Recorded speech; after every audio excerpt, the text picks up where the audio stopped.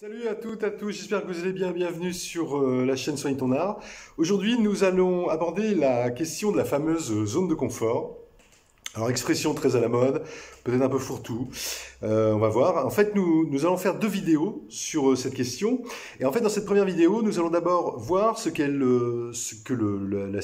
signifie réellement l'expression zone de confort, ce qu'elle représente, et surtout quel est l'intérêt, ou plutôt les avantages en fait, à sortir de notre zone de confort.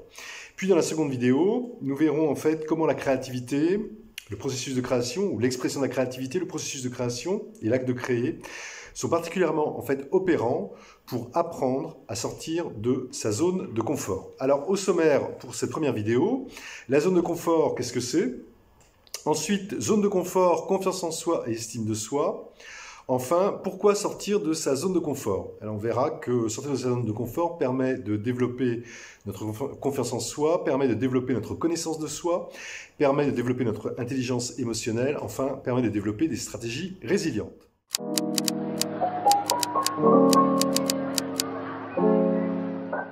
Alors la zone de confort, qu'est-ce que ce qu'on peut dire, c'est que la zone de confort peut être définie en fait comme un état psychologique et une aire dans lesquelles en fait on se sent à l'aise et surtout en sécurité. Que la zone de confort représente donc en fait un ensemble d'activités, de situations, de comportements, d'environnements aussi qui nous sont familiers et dont en fait nous n'osons pas sortir pour différentes raisons. Alors, ça va être la peur de se tromper, la peur de prendre des risques, la peur de l'échec, c'est un peu lié, la peur des jugements extérieurs. Il y a différentes peurs qui sont évidemment liées à la question de la zone de confort. Il y a donc ce qu'on peut dire même, c'est qu'il y a un lien direct en fait avec la notion de zone de confort et en fait la notion de peur. Et d'ailleurs, après les deux vidéos sur la question de la zone de confort, nous ferons une vidéo sur les peurs et on verra comment on peut apprendre d'abord à identifier ses propres peurs, à les analyser, et surtout à les dépasser par l'expression créatrice et les thérapies par l'art. En résumé, ce qu'on peut dire, c'est que la zone de confort, en fait, donc, est une zone au sens imagé du terme, où en fait nous avons nos habitudes et que c'est une zone que nous contrôlons.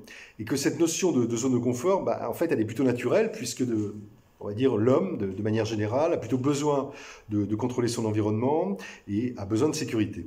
En ce sens, ce qu'on peut dire aussi, c'est que l'homme cherche en fait à assouvir ce besoin de sécurité et qu'il crée ainsi, parfois même inconsciemment, sa zone de confort.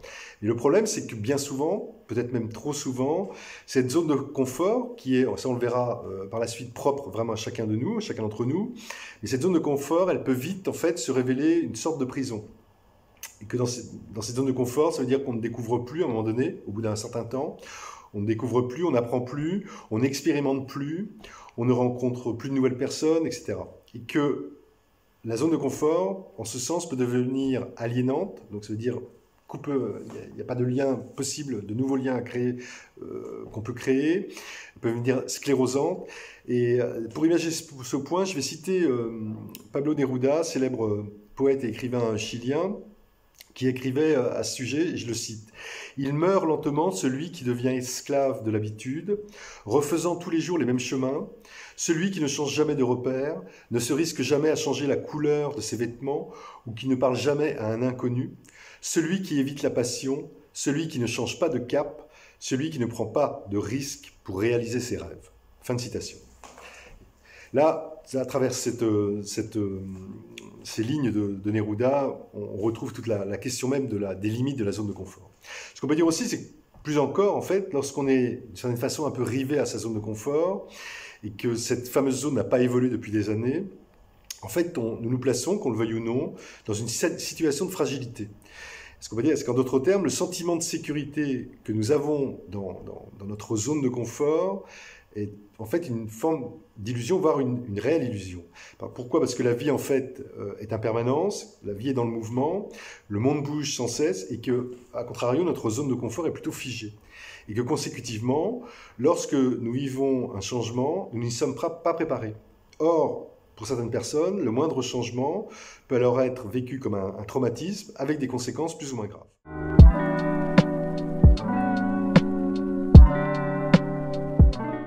Alors venons-en maintenant à la notion de zone de confort, confiance en soi et estime de soi.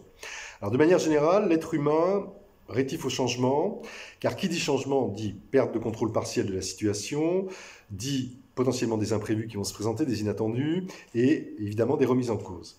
En définitive, ce qu'on peut dire, c'est que le changement renvoie à la peur de l'inconnu, et que si l'on n'a pas ou peu confiance en ses capacités, le changement, en fait, est le plus souvent synonyme de crainte, d'angoisse, de stress, à savoir des sentiments, en fait, qui vont renforcer encore un peu plus le manque de confiance en soi et d'estime de soi. Ce qu'on peut dire, c'est qu'à l'inverse, une personne qui connaîtra bien ses capacités, ses compétences, ses limites aussi, saura très bien surmonter n'importe quel changement. Il pourra même en tirer une certaine satisfaction, voire une grande satisfaction, ce qui renforcera en retour sa confiance en soi et son estime de soi. Alors là, pour rappel, et là je renvoie aux vidéos que nous avons faites précédemment sur le thème de développer la confiance en soi et l'estime de soi en créant. La confiance en soi est une évaluation des ressources et des capacités que nous avons pour affronter une situation donnée. Donc la confiance en soi s'éprouve dans l'action, et que c'est dans l'action et en étant acteur de sa vie que l'on peut montrer ou non, en fait, ou pas, sa capacité à agir.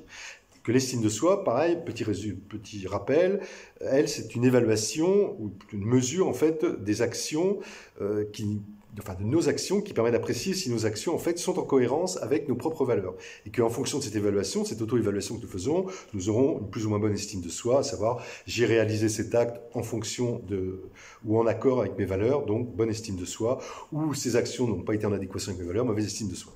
Rappelons enfin encore brièvement que la confiance en soi et l'estime de soi sont reliées, puisque l'estime de soi est fondée sur 3 piliers, dont la confiance en soi, la connaissance de soi et l'amour de soi.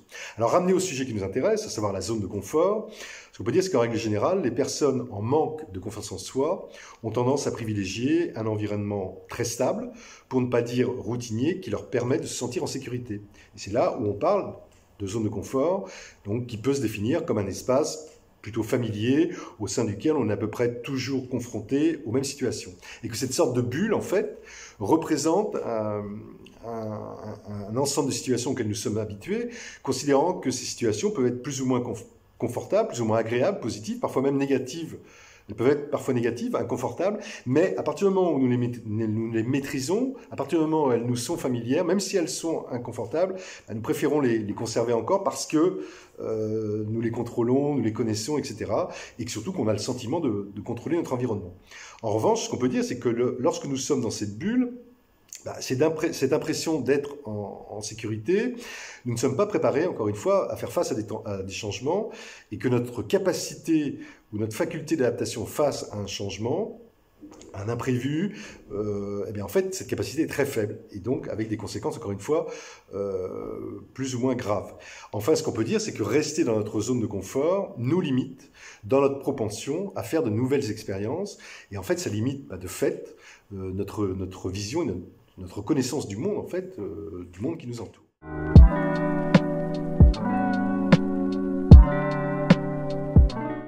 Alors, sortir de sa zone de confort, pourquoi et pourquoi?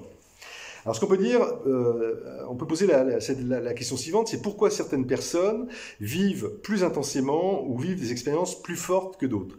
Alors, à cette question, bien souvent, la réponse la plus courante, c'est de dire qu'elles ont de la chance, que ces personnes-là ont de la chance. Mais réellement, ce qu'on peut dire, c'est que ce n'est pas de la chance, ou alors qu'il serait plus juste de dire qu'elles se sont créées leur propre chance. Et comment elles l'ont fait? En sortant notamment de leur zone de confort. Alors précisons avant d'aller plus loin que contrairement à de nombreuses idées reçues, sortir de sa zone de confort ne signifie pas pour autant remettre en question toutes nos croyances, tous nos goûts, toutes nos pensées, toutes nos valeurs. Sortir de sa zone de confort, ce n'est pas renier ce que nous sommes, ce que nous pensons, voire ce que nous aimons, ou ce qui constitue notre système de valeurs. Parce que ce sont encore une fois, toutes ces croyances, toutes ces valeurs, toutes ces pensées qui sont à la base de notre développement et qui ont influencé la construction de notre être au monde et qui font ce que nous sommes aujourd'hui.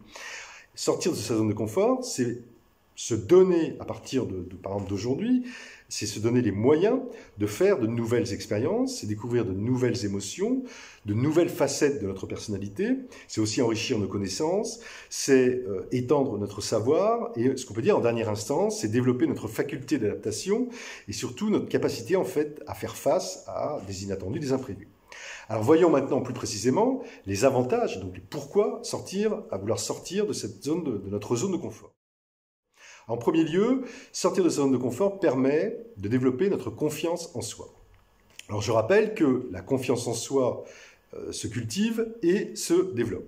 Si elle se forge, ça on l'a vu dans les vidéos sur cette notion-là, si elle se forge la confiance en soi dès la naissance, enfin on va dire dès l'enfance en fait, et qu'elle est dépendante de l'éducation et de l'environnement familial, elle n'est jamais figée, elle n'est en rien figée pour la vie.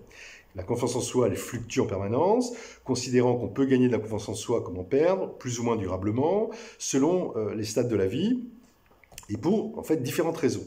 Par ailleurs, ce qu'on peut dire, c'est que la confiance en soi évolue tout au long de la vie, considérant par exemple qu'il est courant de perdre de la confiance en soi lorsqu'on vieillit, lorsqu'on atteint un certain âge et qu'on est moins actif. Ce qu'on peut dire cependant, c'est que dans tous les cas de figure, la confiance en soi se travaille et se cultive particulièrement en s'ouvrant à des expériences diverses et en sortant donc de sa zone de confort. Pourquoi? Parce que pour connaître ses capacités, pour connaître ses limites, il est nécessaire de les tester et que la seule façon de le faire, c'est de s'exposer à de nouvelles situations, à de nouveaux contextes, de nouvelles expériences tout simplement.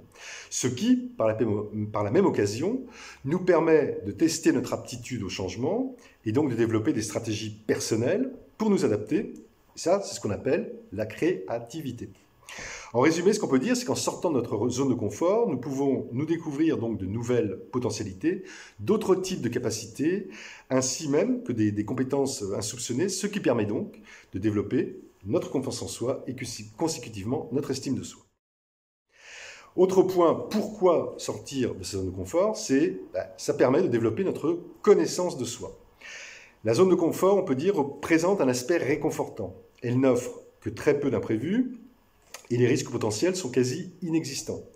Les limites, en fait, de notre zone de confort s'arrêtent là où se situe l'inconnu. En conséquence, nous savons exactement ce que nous sommes capables de réaliser ou non. Mais si la zone de confort offre l'avantage de nous procurer en fait un cadre particulièrement sécure, elle présente aussi des inconvénients, particulièrement la routine, on l'a vu un peu plus haut, et ce qu'on appelle l'inertie cognitive et même l'inertie sociale. En effet, en étant à peu près toujours confrontés aux mêmes situations, nous exprimons toujours à peu près les mêmes émotions. Notre système de pensée et de croyance, mais aussi nos hypothèses, ont tendance donc à se figer. Et en dernière instance, cela se traduit par une forme d'immobilisme social et une sorte de maintien du statu quo. En d'autres termes, ça signifie que demeurer dans sa zone de confort, ça ne permet pas, on ne peut pas aller vers une meilleure découverte de soi, on ne peut pas développer une connaissance de soi. Et de fait, on ne peut que renforcer en fait le peu de confiance en soi qu'on a.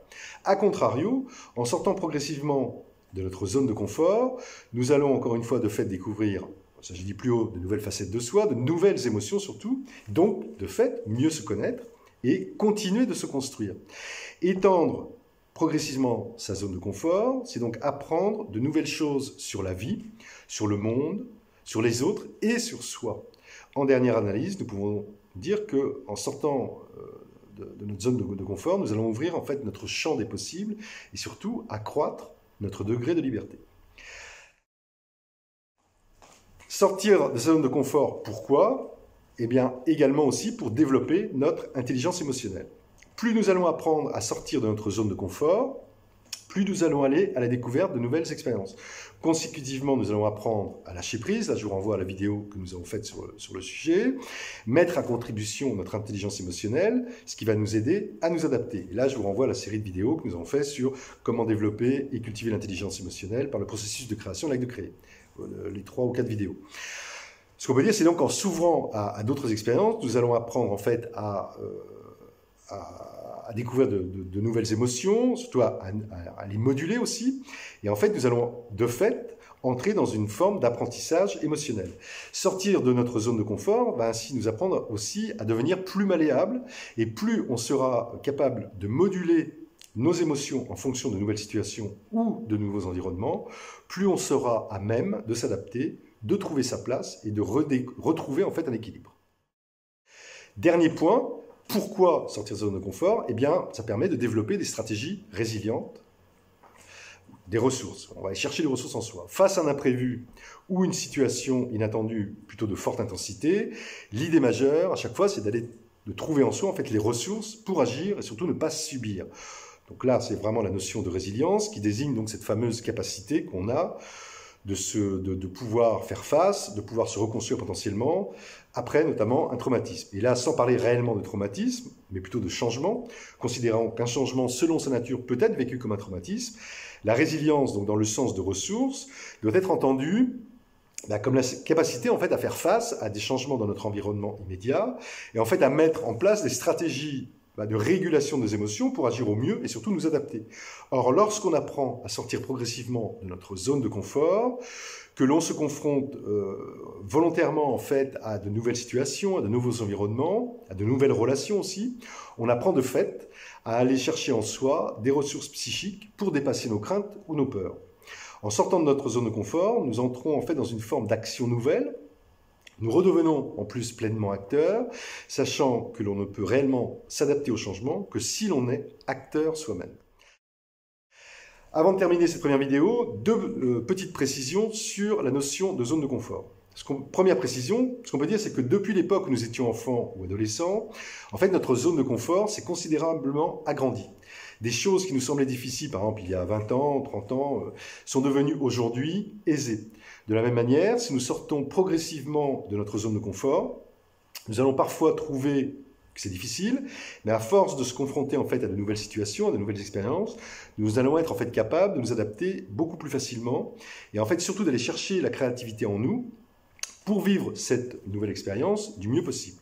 Deuxième et dernière précision, on peut prendre conscience de notre sortie progressive de notre zone de confort, en fait, à chaque fois qu'on peut se dire que c'est la première fois. Autrement dit, cette notion de première fois est en fait un indicateur qui nous montre que nous découvrons et que nous apprenons de nouvelles choses et qu'ainsi, nous sortons, même si c'est très faible, et que nous sortons de notre zone de confort. Voilà.